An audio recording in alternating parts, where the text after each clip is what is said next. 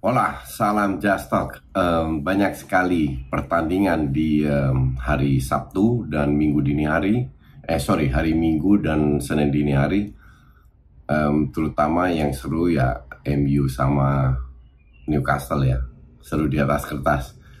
Tapi sebelum kesana gue mau update dulu liga-liga lain. Si Munchen balas dendam akhirnya menang lawan Union Berlin dan Bundesliga ini seru.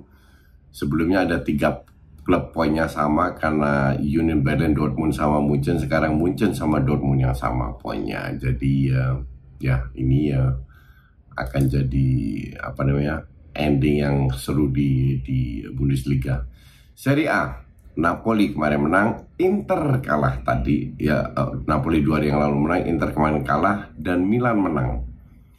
Sekarang selisihnya itu 18 poin antara Napoli dan Inter dan Milan. Inter sama Milan poinnya sama 47, selisihnya 18 poin. Kalau Napoli nggak juara nggak tahu lagi lah. Bahkan poinnya Inter sama Milan bisa disamakan oleh Roma kalau mereka seandainya menang. Ntar Selasa dini hari mainnya.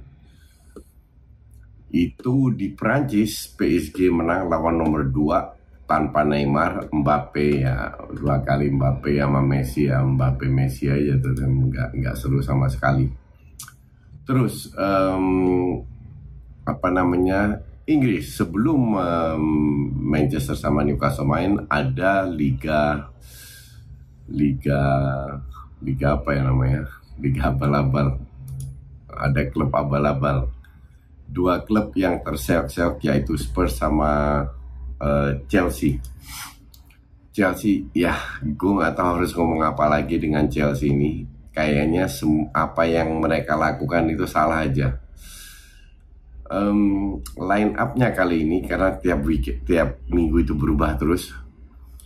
James kanan, Chilwell di kiri, Koulibaly dan Thiago Silva. Artinya James sama Chilwell ini kalau misalnya 2 match beruntun main. Di tengah Loftus-Cheek kali ini, bukan Kovacic. Ya, Loftus-Cheek ini ya pemain cocok untuk tim kayak Crystal Palace gitulah, atau Stoke City, tapi bukan levelnya Chelsea. Sama Enzo Fernandez. Enzo Fernandez surprisingly bermain cukup bagus ya semenjak dia datang, itu cukup konsisten. Walaupun nggak terlalu sangat bagus, tapi ya cukup bagus lah, dan dia butuh adaptasi. Nah, di depannya striker Havertz, nggak paham juga kenapa Havertz main lagi. Di kanan Ziyech kali ini, belakangan Joao Felix dan Sterling. Sterling akhirnya jadi starter. Jadi di bench itu Wesley Fofana, Dennis Zakaria, Mason Mount, Mudryk, Aubameyang, Madueke, Conor Gallagher, Benoit Badiashile, sama Marcus Bettinelli. Ya, nggak tahu. Intinya adalah tim ini di atas kertas itu bagus. Ya, simple aja. Ini tim secara individu bagus, kecuali Loftus-Cheek ya. Loftus-Cheek ini untuk gue sih, ya, tapi kalian udah tau lah pendapat gue tentang dia. Spurs 3-4-3 seperti biasa. Kali ini Son di bangku cadangan karena memang dia berapa kali udah nggak perform. Di bangku cadangan Richarlison yang bermain jadi starter. Harry Kane dan Kulusevski. Di belakang 3 back biasa, Romero, Eric Dyer, dan Langley. Ben Davies di sayap kiri dan Emerson Royal di sayap kanan. Di tengah Hubierek seperti biasa, dan juga Skip.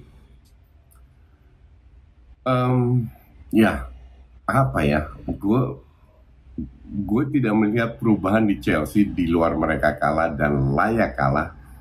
They barely create chances. Kita berhadapan dengan shot on target cuma 2 dari 10. Yang gue lihat ini Chelsea tim ya bermain seperti biasa, bermain untuk diri sendiri. is not a team at all. Gak ada otomatisnya sama sekali. Terlalu banyak passing buruk sehingga match ini ya sedikit membosankan. Sementara Spurs ini yang memanfaatkan ruang, memanfaatkan peluang, shootingannya Skip keren. Gue bilang harusnya Kepa bisa dapat. Terus Ziyech nyaris dapat merah tapi dipindah dijadiin kuning karena sebelumnya lawannya itu juga membuat pelanggaran kepada dia. Terus gol kedua Harry Kane dari Eric Dyer. Ya, 2-0 ini selesai ya. Menit 82. Gue nggak tahu apa yang banyak dari kalian yang bertanya apa yang harus dilakukan Spurs, apa yang over Chelsea. I really don't know. Gue tidak tahu apa yang terjadi di ruang ganti. Gue tidak tahu kedekatannya apa. Tapi yang gue takutin adalah untuk fans Chelsea. Seandainya gue fans Chelsea, Potter ini nggak bisa kontrol ruang ganti. Ruang ganti ini banyak pemain yang dari budaya baru, bahasa Inggris pas-pasan yang menjadi satu. Nah ini pelatih kayak Klopp, Pep, mungkin Tuchel juga itu juaranya untuk menyatukan. Gue nggak ngelihat Potter bisa melakukan itu karena di lapangan dia juga nyaris nggak ada komunikasi dengan pemainnya, nggak banyak lah. Justru sekarang yang berat itu bukan strategi dan lain-lain, tapi lebih kekompakan antar pemain. Itu yang butuh, dan itu salah satu tugas pelatih. Gak ada yang tahu juga kalau dia kesulitan untuk menangani para pemain-pemain ini, ditambah pemain baru, which is bukan salah dia juga kalau dia dapat segambreng pemain, tapi pemain kan cukup berkualitas. Yang gak berkualitas itu kan Mudryk. Jadi Mudryk berapa match terakhir itu sebagai subs, dan dia ya nggak ngeliatin apa-apa at all. Walaupun cuman lu bermain 10 menit, 15 menit, ya lu harus tunjukkan bahwa lu dalam 10-15 menit itu bisa punya kontribusi. Nggak semua pemain bisa melakukan itu, tapi yang jelas Mudryk sama sekali nggak. Beda sama Joao Felix, beda sama Enzo Fernandez. Itu benar-benar menunjukkan kualitasnya. Nggak selalu main bagus, tapi selalu punya kontribusi. Walaupun Felix main jelek, tapi siapa yang nggak jelek? Ziyech jelek, Loftus-Cheek jelek, Sterling jelek, Havertz ancur-ancuran. Akhirnya Auba diberi kesempatan untuk masuk. Ya, lu punya Auba, kenapa lu pasang Havertz terus? Nggak ngerti juga. Ditambah Thiago Silva cedera, Wesley Fofana nggak tahu seberat apa Fofana yang gantiin. Kemarin yang dapat kesempatan jadi super sub itu ya Zakaria, Mason Mount, Mudryk sama Aubameyang. Aubameyang main dan Mudryk masuk menit 83 setelah ketinggalan 2-0. Sementara Mason Mount selalu main. Kalau nggak jadi sub, ya jadi super sub. Ini yang gue nggak habis pikirin. Pemain babuknya minta ampun. Udah setahun 2 tahun jeleknya minta ampun. Tapi ya dipasang terus sama kayak Havertz. Jelek juga lo. Nggak ada salahnya lu kasih si David Fofana yang cukup skillful kesempatan untuk bermain. Auba kesempatan untuk bermain. Kalau nggak main ini itu aja. Tapi ya gue nggak tahu mau arahnya mau kemana Chelsea ini. 11-12 sama Liverpool, yang at least Liverpool itu punya pemain yang berkualitas.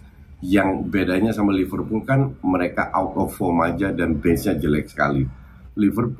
Chelsea pemain banyak yang selevel lah semua, tapi ya nggak ada sistem, nggak ada kekompakan. Kalau Liverpool lebih karena performa pemainnya itu lagi ngedrop dan benchnya jelek. Kita ke match terakhir itu Newcastle lawan Man United. Gue jujur punya ekspektasi cukup tinggi karena Newcastle berada di papan atas, kasarnya begitu, dan MU lagi meroket.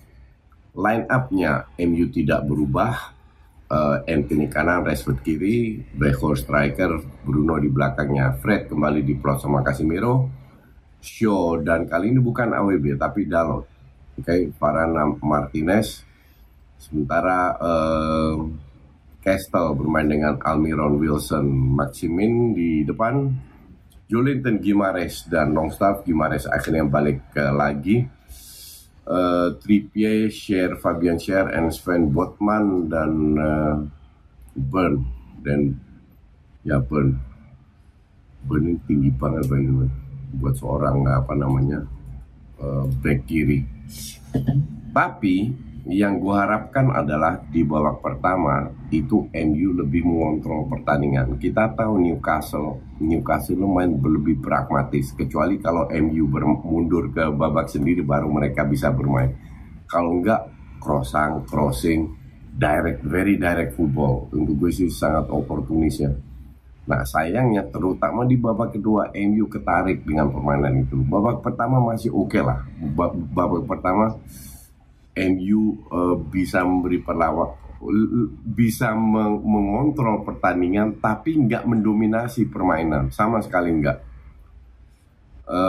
Akhirnya menit 33 Casemiro lewat corner kick, free kick yang dilihat offside atau enggak, tipis banget tapi onside. Terus golnya Rashford yang akhirnya diberikan Sven Botman karena own goal. Karius is Karius. Sebenarnya di babak pertama ini udah selesai, karena di babak kedua jujur mainnya ancur-ancuran, berkali bener-bener berkali MU nggak bisa pegang bola, counter attack juga nggak bisa kontrol bola, posisinya jelek, diserang terus. Cuman dari begitu banyak serangan Newcastle nggak ada satu yang berbahaya. Ya karena itu either defense MU bagus atau mereka memang jelek dari sisi end passing, kreativitas. Sebenarnya dari Newcastle main kayak gini gue nggak heran, cuman gue kembali MU menunjukkan bahwa mereka nggak bisa bermain 90 menit bagus. Gol-golnya itu benar-benar ya mereka nggak dapatkan banyak peluang juga, berkali-kali dapat counter, hilang semua. Tapi kalau ini final, oke, yang penting menang. Mau main jelek mana apa, that's okay, that I can accept that. Dan MU layak menang juga dibanding Castle.